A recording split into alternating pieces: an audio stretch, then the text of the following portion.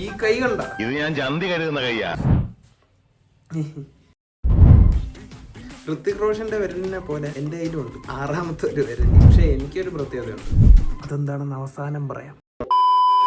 കയ്യിൽ എത്ര വിരലുണ്ടെന്ന് ചോദിച്ചപ്പോ നീ എന്താണ് 6 അടിച്ചത്? ഇതേ മനുഷ്യന്മാരെ കയ്യിലെ കാര്യമാണ് ചോദിച്ചിരുന്ന.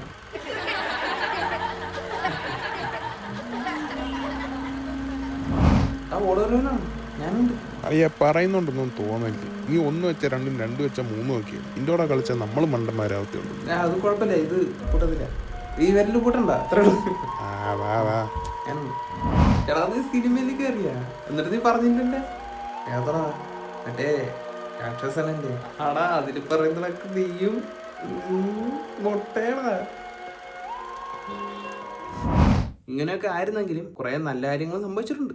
പുതിയ സ്കൂളിലൊക്കെ ചെല്ലുമ്പോഴത്തേക്കും അവിടെ പുതിയ ഫ്രണ്ട്സിനെ മീറ്റ് ചെയ്ത് അവരോട് കമ്പനി അടിക്കാൻ കൂടുതൽ എളുപ്പമായിരുന്നു. എന്റെ കൈ ഒന്ന് കാണിക്കുമ്പോഴത്തേക്കും എടാ 6 പേരിലുള്ള ഒരുത്തണ്ടാ എന്നൊക്കെ പറഞ്ഞ് കമ്പനി അടിച്ച് ഫ്രണ്ട്സ് ആവുമായിരുന്നു.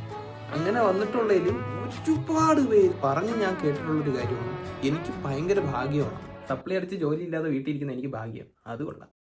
അത് ശരിയാണോ എന്നറിയാൻ ഞാൻ എൻ്റെതായ രീതിയിൽ കുറച്ച് റിസർച്ചസ് ഒക്കെ നടത്തി.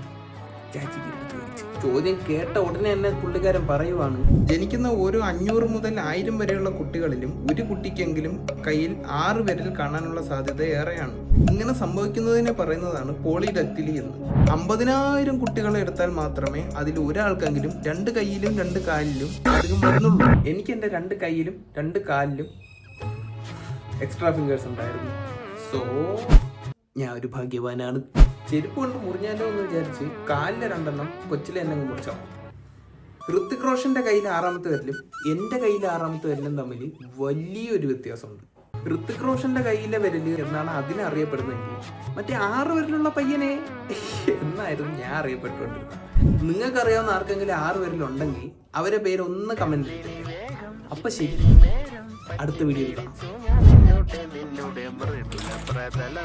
ഈ വീഡിയോ ലൈക്ക് ചെയ്യുന്ന എല്ലാവർക്കും തംസ് അപ്പ് മാത്രമേ